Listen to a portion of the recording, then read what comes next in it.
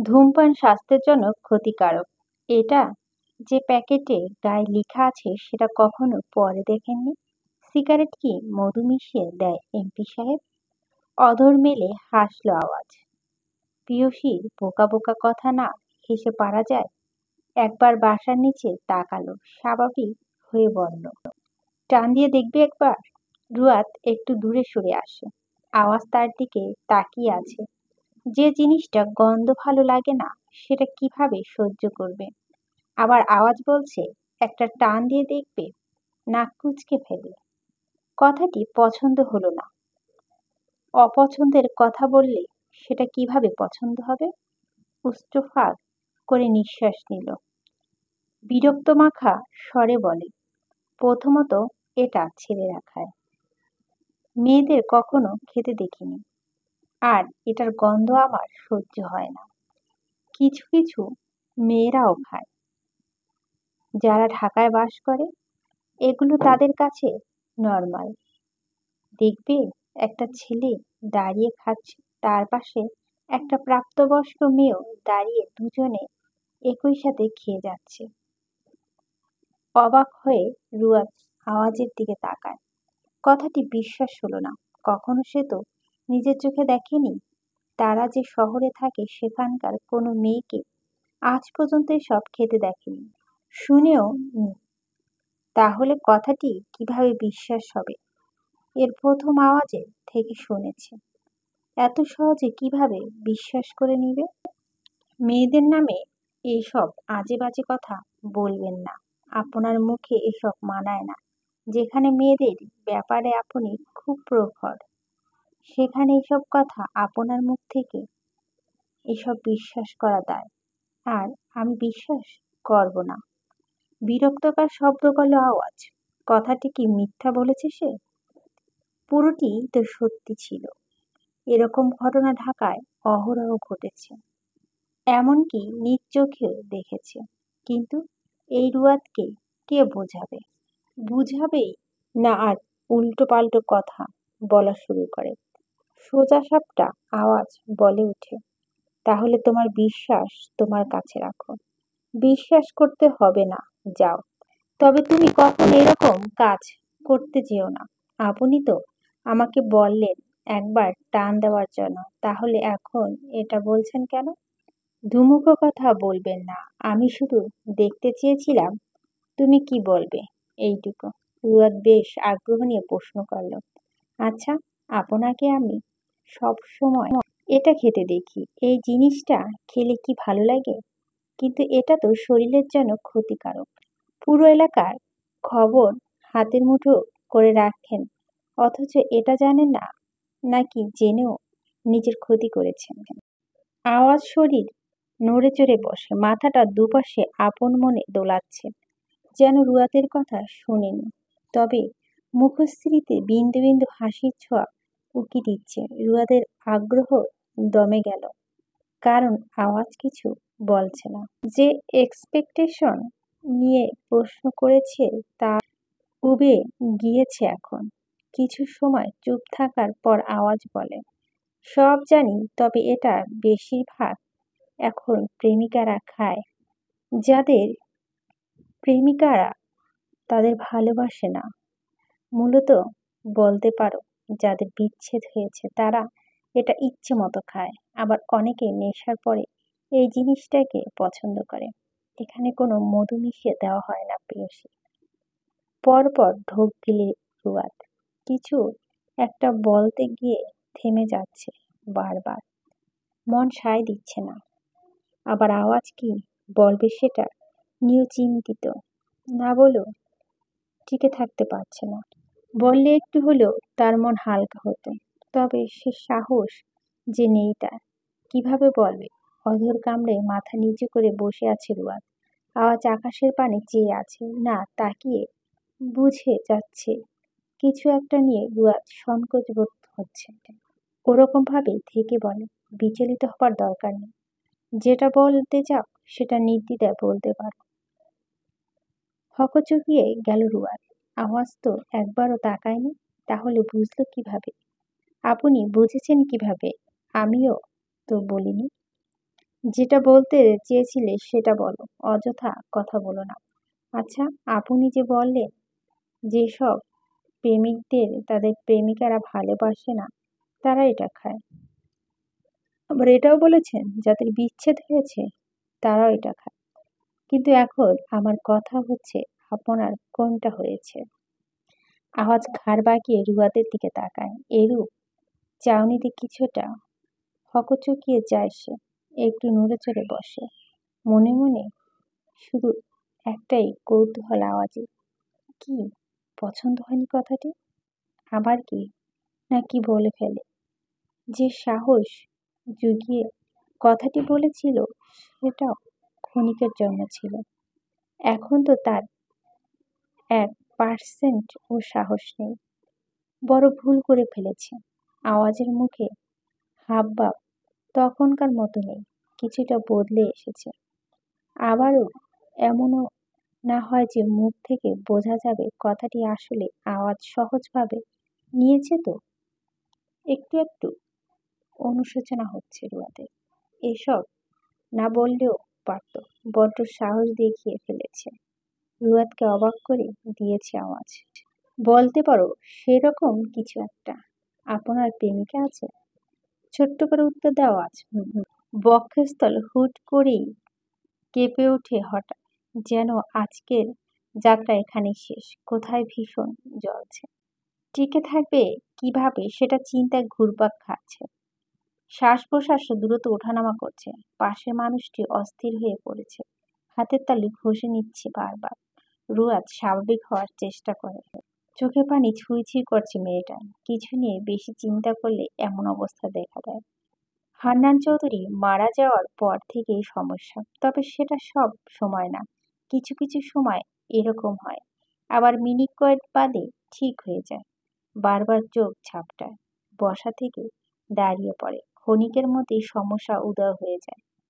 আওয়াজ তড়িঘড়ি করে উঠে দাঁড়িয়ে রুয়াদকে জিজ্ঞেস করে, ঠিক আছো? মাথা ঝাঁকায় রুয়াদ। আওয়াজ ভুরু কুচকায়, খানিকটা দূরে সরে আসে, হাতে থাকা মোবাইলটা পকেটে পুরে। আমার প্রেমিকা আছে এটা শুনে কি এই অবস্থা হয়েছে? সোজা সাপটা রুয়াদ বলে ওঠে, না, এজন্য এমন হয়নি। আপনার প্রেমিকা থাকতেই পারে, তাতে আমার কি? তোমার সত্যি কিছু না? রুয়াদ ঘুরে অন্যদিকে দাঁড়ায়। একবার বলেছি, আপনি শুনেছেন, তারপরও আবার জিজ্ঞেস করছেন কেন? যাক, তাহলে ভালো। তবে কোথাও থেকে জানি পোড়া পোড়া গন্ধ আসছে। হয়তো বা কারো কথাটি শুনে খুব খারাপ লেগেছে। তার কোথাও একটা পুড়েছে ভীষণভাবে। মুখে স্বীকার না করলেও বুঝতে পেরেছি। রুয়াদের চোখ বড় হয়ে গিয়েছে। সে ভালো করে বুঝেছে কথাগুলো আওয়াজ তাকে বুঝিয়ে বলেছে। সামনে ফিরে উত্তর দেয়, আমি আসছি। তীক্ষ্ণ দৃষ্টিতে আওয়াজ রুয়াদের দিকে তাকায়, গম্ভীর স্বরে বলে, যাও। তবে কাল থেকে 8টার পরে ছাদের দরজা বন্ধ করে রাখা হবে। সেসব অনুভূতি হবে, সেগুলো রুমের মধ্যে বসে অনুভব করবে। অনুভব করার জন্য ছাদে আসা দরকার নেই। আর এখন তো আমার কথা একজন শুনেই না। যাই হোক, মনে রেখো পৃথিবী উল্টে যাবে, কিন্তু এর কথা নড়চড় হবে না। শোনো প্রেয়সী ছাড়া এমপির জীবন আর বিশেষ কেউ নেই। রুয়া শেষের কথা শুনল না, আগেই টা শুনে তার মন ভরে গিয়েছে। বরং এই কথাটিকে সিরিয়াসলি নিয়েছে যখন আওয়াজ বলেছে পৃথিবী উল্টে যাবে, কিন্তু কথা নড়চড় হবে না, আর কখনো ভুলে ছাদে আসবে না। সাথে করে হয় মিমি বা রুহানকে নিয়ে আসবে। প্রতিবার একা ছাদে এলে সে কাঙ্ক্ষিত মানুষটির সঙ্গে দেখা হয়ে যাবে। আগে কিছু বলবো তো না তেমন, আর এখন দেখা হলে উল্টোপাল্টো বলা শুরু করে। শেষের কথাটি রুয়াদের কান পর্যন্ত যায়নি, কারণ তার আগে দৌড়ে নিচে চলে এসেছে। রুয়াদ রুমে আসতে দেখে নিমি তার রুমে বসে আছে, তাও আবার এক দৃষ্টি চেয়ে আছে অন্যদিকে। নিমির কাঁধে হাত দিতেই লাফিয়ে ওঠে, সাথে সাথে রুয়াদও ভয় পেয়ে যায়। পরক্ষণে রুয়াদকে দেখে নিমি কিছুটা শান্ত হয়। তুই এসেছিলি? আমি ভেবেছি কে না কে এসেছে, একবার আওয়াজ দিলে কি হতো। আমি ভয় পেয়েছি না? রুয়াদ নিমির আচরণ দেখে কিছুটা অবাক হয়। প্রথমত তোর কারণে আমিও ভয় পেয়েছি। আমি জাস্ট হাত রেখেছিলাম আর তুই কিভাবে লাফিয়ে উঠছিস। তোর ভয় দেখে আমিও ভয় পেয়েছি। এখন আবার আমাকেই দোষ দিচ্ছিস। সেসব বাদ দে। তুই যে ঘুম থেকে উঠলি আমাকে একবার ডেকে দিলে কি হতো? মা বকেছে না আমায়? বলে আমি নাকি সারাদিন খাই আর ঘুমাই। নিমির এমন কথা শুনে রুয়াদ হেসে ওঠে। রুয়াদ তো ডেকেছিল, নিমি উঠেনি। কতবার ডেকেছিলাম মেয়েটাকে, এক সময় বিরক্ত হয়ে আর ডাক বন্ধ করে দিয়েছে। এখন আর কি করবে? রুয়াদ কিছু না বলে নিমির দিকে অসহায় দৃষ্টিতে চেয়ে আছে শুধু। মা একটা কথা বলো। ইনিমা ওড়না দ্বারা মুখ লুকিয়ে বসে আছে মায়া চৌধুরীর সামনে। একটা কথা বলার জন্য এসেছে, কিন্তু তার মায়ের ভয়ে বলার সাহস পাচ্ছে না। কখনো তার মায়ের কাছে অন্তত এসব বলেনি, হঠাৎ করে আজ বলবে, তাই আগে থেকেই সাহস জুগিয়ে এসেছে। মায়া চৌধুরী চা খাচ্ছে, তিনি চা খাওয়া বন্ধ করে মেয়ের দিকে তাকায়, ভুরু কুঁচকে প্রশ্ন করে, কি আগে বলো, সত্যটা বলবে আর ভাইয়াকে কিছু বলতে পারবে না? মায়া চৌধুরী কিছু একটা ভাবে, এতপর মেয়ের দিকে তাকিয়ে বলে, ঠিক আছে। ইনিমা তাড়াতাড়ি করে রুমে দরজা বন্ধ করে দেয়। এসব গোপন কথায় কেউ না শোনাটাই ভালো, তাই দরজা বন্ধ করে দেয় যাতে কথাগুলো কেউ না শুনতে পারে, বিশেষ করে তার ভাই। দরজা বন্ধ করে আবার তার মায়ের কাছে এসে বসে, আমতা আমতা করে বলে, মা, ভাই কি কাউকে ভালোবাসে? মায়া কিছুক্ষণ এক দৃষ্টিতে ইনিমার দিকে তাকিয়ে থাকে। এই সময়টা সে তো একটু ভয় পায়। আবার মায়া চৌধুরী যদি ইনিমাকে অন্য কিছু বলে, যদি বকা দেয়, তাহলে মান সম্মান থাকবে? বড় হয়েছে না এখন? মা হেসে দেয় ইনিমার কথা শুনে। ইনিমা একটু ভড়কে যায়। এ কথা বলার জন্য এখানে এতক্ষণ বসেছিলি? পরপর মাথা নাড়ায় ইনিমা। মায়া কিছুটা ভাব নিয়ে, এটা বলা যাবে না, কারণ তুই জানলে সবাইকে জানিয়ে দিবি, তাই বলা যাবে না। আর আওয়াজ আমায় বকবে যদি শুনে, তোকে বলছি এটা নিষেধ আছে। বলো না মা। আমি কাউকে বলবো না। নিজের মেয়েকে বিশ্বাস করো না? বলো মা। মায়া বলে, না, প্রথম প্রথম, কিন্তু যেহেতু ইনিমা বারবার রিকোয়েস্ট করেছে বলার জন্য, সেহেতু বলা যায়। আচ্ছা, বিশ্বাস করে বলছি কিন্তু, হ্যাঁ, তোর ভাই একজনকে ভালোবাসে। কথাটি শোনার পরপরই ইনিমা আবার বায়না ধরে মেয়েটিকে, নাম কি, কোথায় থাকে, সেসবে জানার জন্য। মায়া চৌধুরী কিছুটা বিরক্ত হলেন। নিজের মেয়েকে তো চেনে, আবার না বলে ইনিমা সারাক্ষণ এটা নিয়ে পড়ে থাকবে। শেষ না পেরে মায়া চৌধুরী রুয়াতের কথা বলে দিলেন। কথাটি শোনা মাত্র ইনিমা চমকে যায়। শেষ পর্যন্ত রুয়াত, আওয়াজ রুয়াতকে ভালোবাসে? ব্যাস, শুনে চলে আসে রুম থেকে। যা জানা ছিল সেটা জানা হয়ে গিয়েছে। এখন আর এখানে বসে থাকার কাজ নেই। এই খবর এখন তার সঙ্গীদের দেওয়া লাগবে। রুহানকে পড়াতে বসেছে রুয়াত। সে পড়তে চাচ্ছে না। মেহরুবা বকা দিয়ে বসেছে, সাথে রুয়াতকেও বসিয়ে দিয়ে গিয়েছে। রুহানের পড়া শেষ হলে সে চলে যায়। রুয়াতের পাশে চেয়ারে নিমে বসে বসে ফোন দেখছে। হঠাৎ ইনিমা তাড়াতাড়ি করে রুমে আসে, সাথে সাথে দরজা মেরে দেয়। রুয়া তার নিমির হাতে টেনে এনে খাটে বসায়। নিমি ইনিমার উদ্দেশ্যে বলে, আরে আপু, কি হয়েছে? এমন করছো কেন? বলছি, এত ধৈর্যহীন মানুষ তুই? গুরুত্বপূর্ণ কথা বলতে এসেছি। রুয়া তার কিছু বলল না। একবার নিমির দিকে তাকাচ্ছে তো আবার নিমির দিকে তাকাচ্ছে।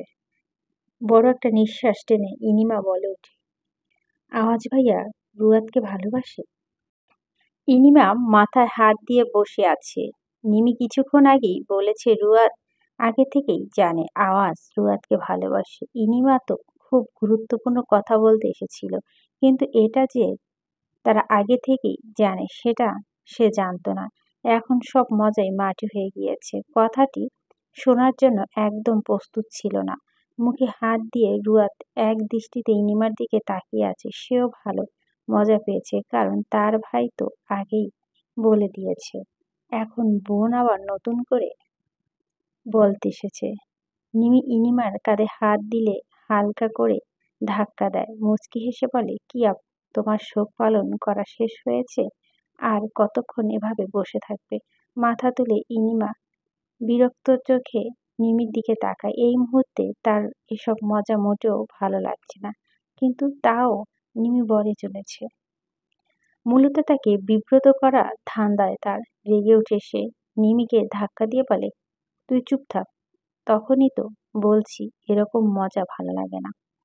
এরপরও করেই চলেছিস, বেয়াদব মেয়ে। আর এটা আগে থেকেই জেনেছিস তো কি হয়েছে? আরেকবার জানতে কি খুব ক্ষতি হয়েছে নাকি?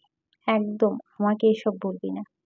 ইনিমা এরূপ রাগ দেখে নিমি হাসে। তাতে তার রাগ আরো বেড়ে যায়। নিমি কিছু বলতে যাবে তার আগেই রুয়া তাকে থামিয়ে দেয়। তোমাদের যুদ্ধ বন্ধ করো, এসব বাদ দাও, নিচে চলো, খেতে যাব। আমি এখন খাবো না, তোমরা দুজন খেয়ে আসো। প্রথমেই নিমি নাকচ করে দিল। ইনিমা যে সময় পাত্তা দেয়নি, রুয়াতের হাত ধরে বলে, আমরা তো জানি ভাইয়া তোকে ভালোবাসে, তুই কি আমার ভাইয়াকে ভালোবাসিস রুয়াত? আপুর কাছ থেকে কিন্তু কিছুই লুকাবি না। দ্বিধার মধ্যে পড়ে যায় রুয়াত। সে কি বলবে? আওয়াজকে ভালোবাসে? কেমন লাগছে মন করতে? কিভাবে সেটা ইনিমাকে কাছে বলবে? যাই হোক, ইনিমাকে সবসময় তার বড় বোনের মতো দেখে শুনে এসেছে। আবার যার কাছে বলবে তার ভাইকে সে ভালোবাসে? অদম কামড়ে রুয়াত কিছু একটা ভাবে। রুয়াতের আগেই নিমি বলে উঠে, আর বলো না। এবার আওয়াজ ভাইয়া 17 দিন বাসায় ছিল না। এই 17 দিনে রুয়াত আধমরা হয়ে গিয়েছে। আবার ভাইয়ার কাছে কলও দিয়েছে, কেঁদে কেঁদে বলেছে আপনি কেন বাসায় আসছেন না বলুন তো। ভাবা যায় রুয়াত এই কাজটা করেছে? এর মানে কি বোঝা যায়? রুয়াত আওয়াজ ভাইয়াকে ভালোবাসে, যদিও কখনো স্বীকার করেনি, কিন্তু এইসব থেকে বোঝা যায়।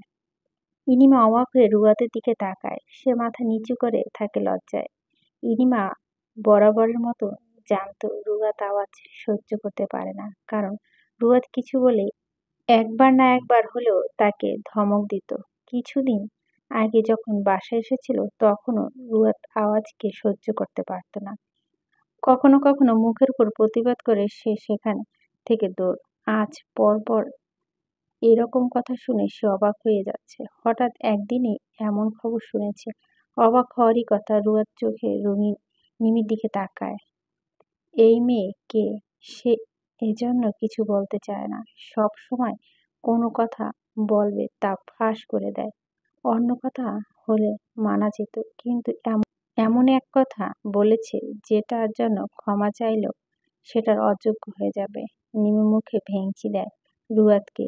ইনিমার উদ্দেশ্য বলে, আপু দেখো, রুয়াত আমাকে চোখ রাঙাচ্ছে। আমি মিথ্যে কি বললাম? সত্যিটা বলেছি দেখে এখন চোখ রাঙাচ্ছে। রুয়াত, তুই আমার ভাইকে ভালোবাসিস? চোখ বন্ধ করে রুয়াত ধীর গলায় বলে, হ্যাঁ আপু। ইনিমা খুশি হয়ে যায়। রুয়াতের বাহু ঝাঁকিয়ে বলে, তুই এই আমার ভাবি হবি? ভাই কি যে খুশি লাগছে এত তাড়াতাড়ি সুখবরখানা শুনবো ভাবিনি। তবে একটা বিষয় জেনে অবাক হয়েছি, তুই সেই তুই কিনা আমার ভাইয়ের কাছে কল দিয়ে কেঁদেছিস বাসায় আসতে না বলে। মানে তোর মধ্যে কত বেশি তফাৎ। আগে রুয়াদ আর এখনকার রুয়াদের মধ্যে অনেক চেঞ্জ এসেছে। আচ্ছা সেসব বাদ, আমার ভাইয়ের বউ যে তোর মতোই একটা মিষ্টি মেয়ে হবে তাতেই আমি খুশি। আর কিছু ভাবতে চাই না। আমার তো মনে চাচ্ছে এখনই তোকে আর ভাইয়াকে বিয়ে দিয়ে ভাবি ডাকি। সমস্যা নেই, এখন চুপি চুপি ভাবি বলবো। অন্তত আমার মা আর ভাইয়ের সামনে বলবো না, কারণ মা আগেই মানা করেছে যাতে কেউ কিছু না জানে। খুব বিশ্বাস করে বলেছে, তাই সবার অগোচরে ভাবি বলবো। ঠিক আছে মাইজান? রুয়াত হতভম্ব হয়ে গিয়ে ইনিমার কথা শুনে ভেবেছে কি আর হয়েছে কি, লম্বা হয়ে শুয়ে পড়ে রুয়াত। এগুলো শুনে রীতিমতো কান জ্বলছে তার। নিমি দুষ্টুমি করে বলে, ভাবি এত তাড়াতাড়ি শুয়ে পড়বেন না, খেতে চলুন নিচে, বড় মায়ের ডাক শোনা যাচ্ছে। এখন না গেলে পরে আবার বড় মা বকবে। শোয়া থেকে উঠে বসে সে যাচ্ছে। তবে তুই অন্তত আপুর মতো ভাবি বলবি না, কেউ শুনলে কি বলবে? আশ্চর্য, একটু জ্ঞান বুদ্ধিও নেই তোর। রুয়াদ বেরিয়ে আসে রুম থেকে। ইনিমা আর নিমি হাসতে হাসতে তার পিছন পিছনে আসে। মায়া আর জেবা মিলে সবাইকে খেতে দেয়। আওয়াজের পাশে ফজলুল চৌধুরী বসেছে। অনেকদিন পর এভাবে বাবা ছেলেকে একসঙ্গে বসতে দেখে মায়া ভীষণ ভালো লাগলো। বাবা আর যাই করুক না কেন, সে তো বাবা। আওয়াজ একবার ফজলুল চৌধুরীর দিকে তাকিয়ে আবার নিজের খাবার মনোযোগ দেয়। খাওয়ার শেষে ফজলুল চৌধুরী আর মাহের চৌধুরী চলে আসে তাদের রুমে। সদর দরজার সামনে দাঁড়িয়ে আওয়াজ ফোনে কথা বলছে। ইনিমা আর নিমি ফোনে কিছু একটা দেখছে আর হাসছে। রুয়াত একপাশে বসে আছে। কথা শেষে আওয়াজ ভিতরে আসে। এমন তো অবস্থায় অন্যমনস্ক হয়ে ইনিমা বলে ওঠে, রুয়াত, আমার হবু ভাবি, এক গ্লাস পানি দে। আচমকা মৃদু কেঁপে ওঠে রুয়াত। সামনে দাঁড়িয়ে থাকা মানবটার দিকে তাকায়। চোখ মুখ কুঁচকে সে তার দিকে তাকিয়ে আছে। ইনিমার মুখ থেকে রুয়াদকে ভাবি বলে সম্বোধন করাটা ঠিক যেন হজম হলো না তার। নিমি হালকা কাশি দিয়ে ইলিমাকে খোঁচা দেয়। সে ফোন থেকে মাথা তুলে আশেপাশে তাকিয়ে দেখে বড় সর্বনাশ করে ফেলেছে। আওয়াজ যে এখানে ছিল এটা একেবারে যেন খেয়াল করেনি। সবাইকে আশ্চর্য করে দিয়ে আওয়াজ বলে, ও বলেছে না পানি দিয়ে আসতে, যাও দিয়ে আসো। ভদ্রমেয়ের মতো গুটি গুটি পায়ে রুয়াদ এক গ্লাস পানি নিয়ে যায় ইনিমার কাছে। আওয়াজের ভয়ে একদমে ইনিমা পুরো গ্লাস পানি শেষ করে।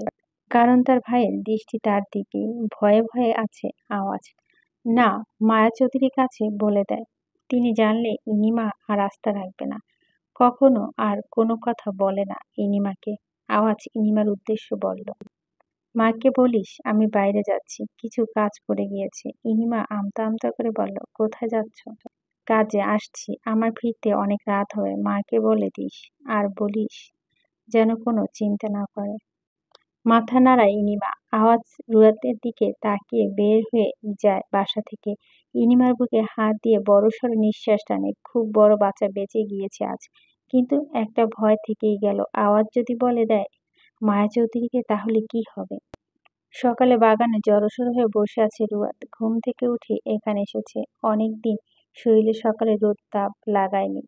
কাল রাতে হুট করে জ্বর চলে আসে। আচমকা শরীর একদম গরম হয়ে গিয়েছিল। সঠিক সময়ে মেহেরুবা ঔষধ খাইয়ে দিয়েছিল রুয়াদকে, যার কারণে জ্বর এত বেশি আক্রমণ করতে পারেনি। এখন মোটামুটি ভালো লাগছে। রাতে বৃষ্টি হওয়ার কারণে সকালে আবহাওয়া খুব ঠান্ডা ঠান্ডা হয়ে আছে। এসেছিল রোদ পোহাতে, কিন্তু রোদের ছিটেফোঁটাও নেই। শরীরে জ্বর এসেছিল বলে শীত লাগছিল তার। সেজন্যই এখানে এসে বসেছে। নিমা এখনো ঘুমিয়ে আছে। তাদের আর উঠায়নি। মাত্র 7টা বাজে। রাতে দুজনে অনেকক্ষণ কথা বলছিল। রুয়াদ ঘুমিয়ে গিয়েছিল বলেই তাড়াতাড়ি উঠতে পেরেছে। ব্যালকনিতে দাঁড়িয়ে আছে আওয়াজ। হাতে তার 1 কাপ কফি। কয়েকবার চুমুক দিয়ে ফেলেছে। বাহিরে যাওয়ার জন্য একদম তৈরি হয়ে গিয়েছে। মাত্র 3 ঘন্টা ঘুমিয়ে বাসায় আসার পর হঠাৎ অনেক কাজের চাপ বেড়ে যায়। সেজন্য আজ এত তাড়াতাড়ি তৈরি হয়েছে। তার ব্যালকনি থেকে রুয়াদকে স্পষ্ট দেখা যাচ্ছে। কিছু একটা ভেবে হাতে কফির কাপ রেখে ফোনটা পকেটে পুরে বেরিয়ে পড়ে রুম থেকে। রুয়াদ যেখানে বসে আছে সেখানে এসে এখন একটা চেয়ার টেনে এনে রুয়াদের পাশাপাশি বসে। মেয়েটা ঘাড় ঘুরিয়ে আওয়াজের দিকে তাকায়। আপনি এখানে? দুর্বল স্বর পিয়সী। ভুরু কুঁচকে আওয়াজের পাশে ফিরে রুয়াদের দিকে তাকায়। কি হয়েছে? গলার আওয়াজ এত আস্তে কেন? অসুস্থ? দম যায় মেয়েটার। কিছু সময় বাদে উত্তর দেয়, কাল রাতে একটু জ্বর এসেছিল তাই হয়তো। পকেট থেকে ফোন বের করে আওয়াজ। চেয়ারে শরীর এলিয়ে দেয়। দুটো হাত দুপাশে রাখে।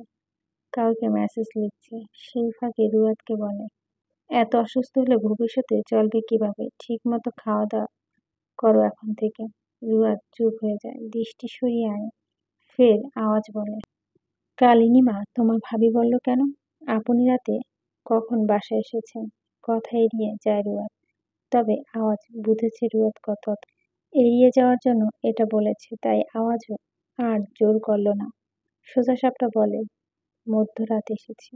কয়টা? 3টা বোধহয়, সময় দেখিনি, তবে এরকমই হবে। ও ফোনের কাজ শেষ করে আওয়াজ সেটা তার হাতে রাখে। জিজ্ঞাসু দৃষ্টিতে পিয়সীর পানে চাই তোমাকে, যে আমি এত ভালোবাসি সেটা মানুষ জানলে কি বলবে বলো তো পিয়ুষীকে। রুয়াদ শুষ্ক অধর মেলে হাসে, গালে হাত দিয়ে আওয়াজ অপলকভাবে চেয়ে আছে। লোকে পাগল বলবে এমপি সাহেব। সুর মিলিয়ে আওয়াজ বলে, লোকে পাগল বলুক, মাতাল বলুক, আমি তোমার পিছু ছাড়বো না। আপনার ভালোবাসায় কোনো খুঁত বা ত্রুটি নেই। ধরুন হঠাৎ একদিন আপনার ভালোবাসা কোনো এক কারণ হারিয়ে গেল, তখন আপনার একটু না একটু হলেও কষ্ট লাগবে। তাহলে কেন অন্যের ভালোবাসা থেকে তাকে আলাদা করার জন্য উঠে পড়ে লেগেছিলেন? তখন তাদের কি কষ্ট হয়নি এমপি সাহেব? অদ্ভুত চাউনি পিয়সীর আওয়াজ কিছুটা থমকে যায় কথাটি শুনে, জিহ্বা দ্বারা অদূর ভেজায়। কখনো রুয়াদ এমনটা ভেবেও দেখেনি, যা কিছু করেছিল সব ভালো জন্য করেছে, যেন ভবিষ্যতে কাউকে কোথাও আটকাতে না হয়, পূর্ব পরিকল্পনা করে করেছে। তবে এভাবে যে রুয়াদ কথাগুলো বলবে সেটা কখনো কল্পনা করেনি। আওয়াজ কিছু একটা ভেবে উত্তর দেয়, আমি যদি বলি আমি ওদের ভালোর জন্য এটা করেছি, তাহলে তুমি এখন কি বলবে? তাচ্ছিল্য হাসে রুয়াদ, ভুরু কুঁচকে আওয়াজে রুয়াদের দিকে তাকিয়ে আছে। পিয়সী আজকের ব্যবহার সত্যি অন্যরকম। কাউকে কষ্ট দিয়ে কিভাবে ভালো থাকা যায় একটু বুঝিয়ে বলবেন? ফোনের সময় দেখে আওয়াজ সময় নেই তার হাতে বেশি, কাজে বেরিয়ে পড়তে হবে একটু পরে। কিন্তু প্রেয়সীর কাছে এসব কাজ তুচ্ছ।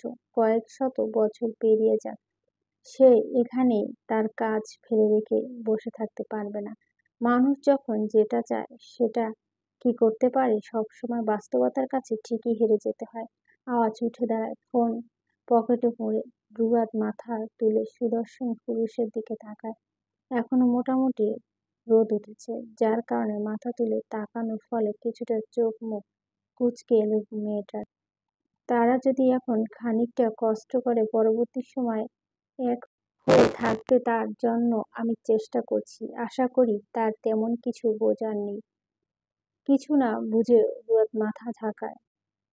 কথা বাড়াতে মন চাইল না, কিছু বুঝতেও মন চাচ্ছে না। তবে যখন নিজের ভালোবাসার জিনিসটা বুঝেছে তখন থেকে মিমি কষ্টগুলো অনুভব করতে পেরেছে। শুধুমাত্র আওয়াজের অনুপস্থিতি সহ্য হয়নি তার, বরংবার দম বন্ধ হয়ে এসেছিল। আশেপাশে পরিস্থিতি ভয়ঙ্কর হয়ে উঠেছিল তার জন্য। সেখানে কিভাবে মিনি তার ভালোবাসাকে ভুলে গিয়েছে? নিশ্চয় মেয়েটাও কষ্ট হয়েছে ভীষণ, কাউকে বুঝতে দেয়নি, সবকিছু ভেবে দূরে সরে এসেছে। বাবা মা, পরিবারের মান সম্মানের কথা ভেবে দীর্ঘশ্বাস বেরিয়ে আসে রুয়াদের। আওয়াজ রুয়াদের কপাল চেক করে, হালকা গরম হয়ে আছে এখনো। নাস্তা করার পর মেডিসিন খেয়ে নিও। এখন এখানে বসে থাকবে নাকি ভিতরে যাবে? আওয়াজ প্রশ্ন করে। রুয়াদ উত্তর না দিয়ে সে নিজেই প্রশ্ন করে, কেন? না, আমি দিয়ে আসতাম ভিতরে আর কি, যদি না যেতে পারো তাই। একা এসেছি, একাই যেতে পারবো। ঠিক আছে, আমি আসছি। রুয়াদ দেখলো আওয়াজ এখান থেকে চলে গিয়ে আবার বাসার ভিতরে ঢুকছে, হয়তো বড় মায়ের কাছে বলতে গিয়েছে। কিছু সময় বাদে আওয়াজ বেরিয়ে যায়। যাওয়ার সময় একবার রুয়াদের দিকে তাকায়, এতপর বেরিয়ে পড়ে তার কাজের উদ্দেশ্যে। বাগানে অনেকক্ষণ যাবৎ রুয়াদ বসেছিল। মেহরুয়া প্রথমে রুহানকে পাঠিয়েছিল, কিন্তু সে আসেনি। ছায় বসেছিল সেখানে। এরপর মেহরুবা নিচে গিয়ে অনেক জোরাজুরি করে পরে নিয়ে আসে। ইনিমা আর নিমি উঠে পড়েছে অনেক আগে। ঘুম থেকে ওঠার পর নিমি সারা বাড়ি তল্লাশি করে রুয়াদকে খুঁজে পেল না। মেহরুবা নাস্তা দিয়ে গিয়েছে তিনজনকে। নিমি খাচ্ছে আর কথা বলছে। ইনিমা আর রুয়াদ চুপচাপ শুনে যাচ্ছে শুধু। এক সময় নিমি চুপ হয়ে যায়, কারণ সে লক্ষ্য করেছে যে ইনিমা আর রুয়াদ কিছু বলছে না। কি রে নিমি, বন্ধ করছিস কেন? কন্টিনিউ কর, আমিও একটু শুনি। নিমি পেছন ফিরে আরহামের দিকে তাকায়। কথাটি আরহাম বলেছিল। মুখ ভেঙচি দিয়ে নিমি দৃষ্টি সামনে ফেরায়। রুয়াদ অসুস্থ থাকার পরও হেসে যাচ্ছে। মানুষ এত বক বক করতে পারে? সত্যি নিমি, তোকে না দেখলে ভাইয়া বিশ্বাস করতে পারতো না। আমার তো মনে হয় বাঁচালো এত কথা বলে না, যতটা তুই বলছিস। গা এলিয়ে হাসে আরহাম। নিমিকে জ্বালাতে তার ভালোই লাগে। অল্প কিছু বলে রেগে যায়। খাবার ছেড়ে মিমি চারুপাশটা না তাকিয়ে আরহামের পিঠে মাঝে বরাবর ঘুষে বসে। আমি কথা বললেই যত সমস্যা তোর। তুই মনে হয় আমার আসল ভাই না। কখনো দেখিনি ভাই বোনকে এভাবে বলে। ইনিমা আরহামের থেকে নিমিকে নিয়ে আসে। তখন আরহাম কিছু বলতে যাবে, তার আগে ইনিমা চোখ রাঙায়। ব্যাস, আরহাম চুপ হয়ে যায়। সবসময় ইনিমার জন্য কোনো কথা বলতে পারে না। আরহাম চুপচাপ রুয়াদের পাশে এসে বসে। রুয়াদের দিকে অসহায় চোখে তাকায় সে। ব্যথা পেয়েছ বেশি? আরহাম না চাই মুচকি হাসে। না, ব্যথা পায়নি।